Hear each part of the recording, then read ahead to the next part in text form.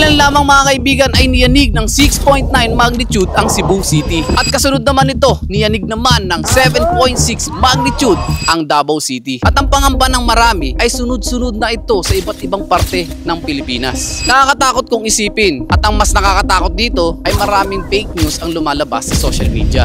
Paano nga ba tayo makakapaghanda kapag tumama sa Pilipinas ang tinatawag nilang The Big One? Bilang paghanda, sakaling tumama ang lindol na the big one or the big one. The big one. Para sa akin, ang unang paghahanda ko ay mag-prepare ng mga important essentials tulad ng pagkain, tubig, at mga gamit pang emergency kit. Para kung sakaling dumating ang hindi nating inaasahan, meron tayong emergency na gagamitin. Take note guys, ang ipapakita ko sa inyong preparation ay budget meal lang, kaya to ng kahit sino. Tara na!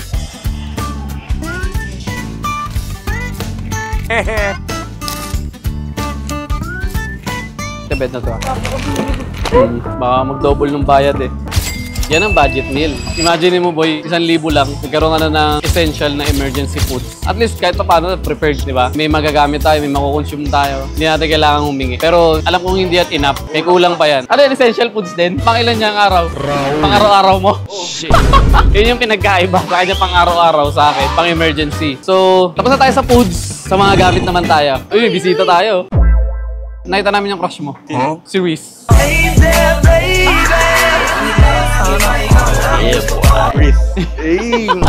Tara na. Tagay BG House. At ngayon mga buddy, nandito na tayo sa BG House at para syempre ipakita sa kanila ang unang preparasyon ko kung sakaling tumama ang The Big One o kalamidad dito sa ating bansang Pilipinas. Nakakatuwa kasi advance na mag-isip ang kaibigan natin. Ay, syempre. Tapos sa harapan nyo ngayon, yung lahat ng preparasyon ni Boss Tony, lahat yan ibibigay niya sa amin. Ganyan siya kabait. Tama. Bossing. May video.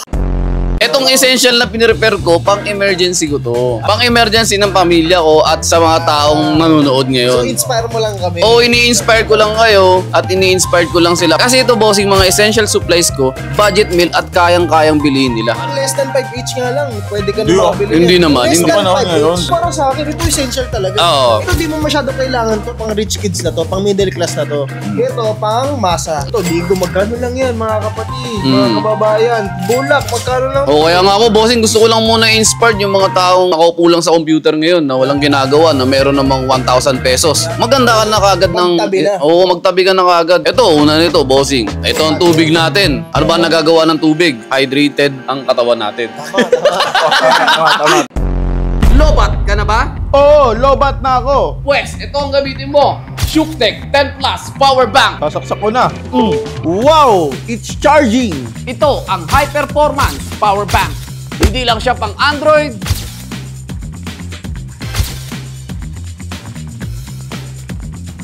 pang iPhone user din.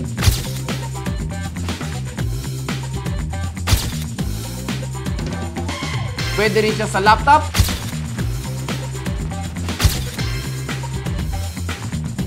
At iba pang device na ginagamitan ng USB cable.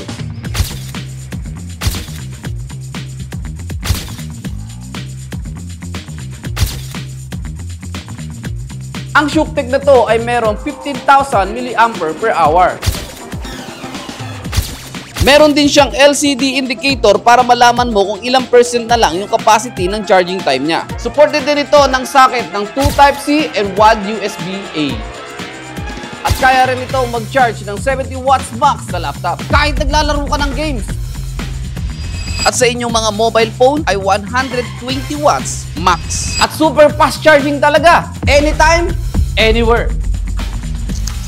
Meron tong 345 grams kaya pwede itong ibulsa. Guess what guys? Kung ang mobile phone ninyo ay drain na at lobat na, huwag kang mag-alala dahil 30 minutes lang, full charge na. Kasi nga, fast charging speed. Sa laptop naman, kahit habang naglalaro ka ng PC games, kaya niyang mag-charge real time. Kung sa presyo naman ang pag-uusapan, huwag kang mag-alala. Ito ay budget friendly. Available ito sa Shopee. Nasa description ko yung link. Back to the video. Kasi ano yan, pang survival kasi lahat to. Nasa harapan nyo, pag in case na mangyari, yung parang nangyari sa Bugo, sa Cebu, wag lang sana po, ano? Wag na sana tumuloy. Pero we are trying to prevent yung mangyayari. Kaya po, ito, sinashowcase si Boss Tony. Kasi ito, lahat na nakikita nyo dito, for survival lang. Actually nga, bossing, lahat ng yan, hindi mo kailangan yan, ang kailangan mo lang, ito talaga. Syempre, bossing, anda tayo, bossing. Meron din tayong mga gamot. Syempre, hindi lang lindol lang tumatama sa Pilipinas. Meron ding ulan. Pwedeng sipunin ng mga tao, magkasakit. Radyo tayo. Kaso ang problema, wala kang karadyo. May radyo ka, pero walang radyo yung iba. Hindi, bossing, kasi ito nakakasagap to ng any frequencies. Any frequencies. Frequencies. Wow, ang galing. Boss Tony, paano to? May dala akong noodles pero wala akong mainit na tubig. Hindi magsalo ka ng tubig galing ulan tapos paarawan mo tapos naglagay mo dito.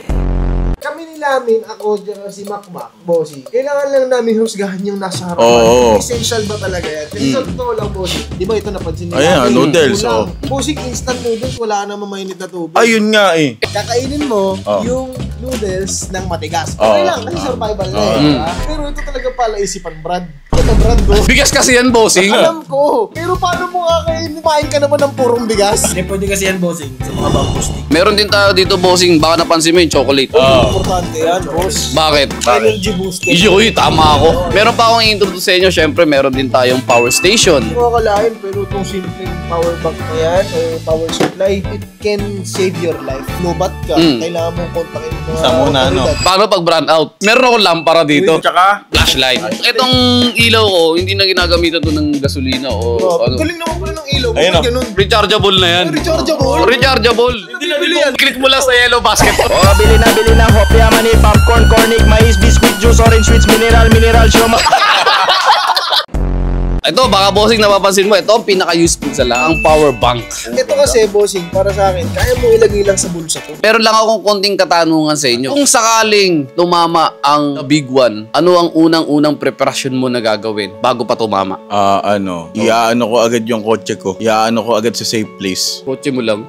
Ayun lang dadaling ko. Alam mo, may advice ako sa'yo. Ano? Mag-google ka kung paano ang tamang safety first. Pero prabi mo naman, prevention lang eh. Kaya nga ako, hindi pa tumatama ang lindol, meron na agad daw essentials. Ikaw naman ngayon, bossing. Sa totoo lang, anything can happen. Kahit nga ngayon habang nag-uusap tayo eh, pwedeng yumanig na yung lupa eh. In just one click. So, napaka-importante na bago dumating yung the big one, makapag-drilling na tayo. Ngayon, parts, merong educational na sinabi yung gobyerno tsaka sa TikTok na kapag every time na lumindol na, lagi ka dun sa may triangle. Pag sinabing triangle is pakanto. Makikita niyo itong sopa na to.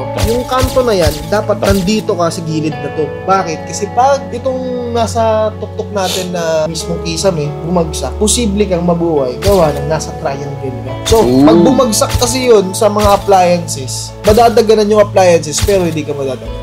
Yun lang, marami kasing minsan nasa utak mo pero kapag nangyari na yung lindol, talagang panic na eh. Panic na talaga. Mas mahalaga yung ginawa ni Boss Tony as possible. May handaan ng mga ganyan para kuha ka na lang. Kita ko sa Pasig may emergency go bag dahil ang BG ay magkakaroon din ng BG emergency go bag. Yo! Wow! So, saktong-sakto kasi bumili ka na ng mga pagkain. Lalagay namin yung mga pagkain mo sa bag namin. Tapos, Wala na. Wala na, bili ka na lang ulit bago. aray ko! Mac, Siguro ako, sa tingin ko mamalapit na, mapagawa ako bunker, boss, yung nandun na lahat, like, papasok ka na lang doon, tapos doon na kayo. At least yun yung safe place na pupuntahan ng pamilya. Nag-iisip ka ba? narinig na natin ang mga pahayag ng ating mga kaibigan kung ano ang gagawin nila kapag tumama na ang kalamidad sa ating bansa. Kidding aside lang yan mga kaibigan, nilalaro lang namin sa imagination namin kung ano ba talaga yung dapat natin gawin. Ano yun, for safety purposes natin yan. Oo, Pero for safety. pinaka number one kapag dumating na yung lindol, go to safety at mag-pray ka. Tama. Yun talaga yun. Pumunta ka sa labas, sa mga walang building, open area lang, pag-pray mo na Katulad ng bata na yan.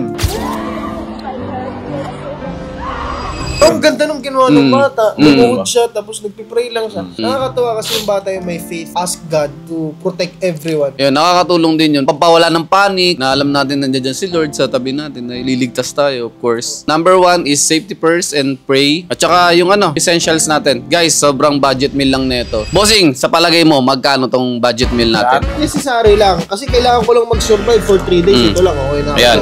So para sa akin, 2 dilata, isang energy bar, tapos 2 tubig, 80 pesos safe.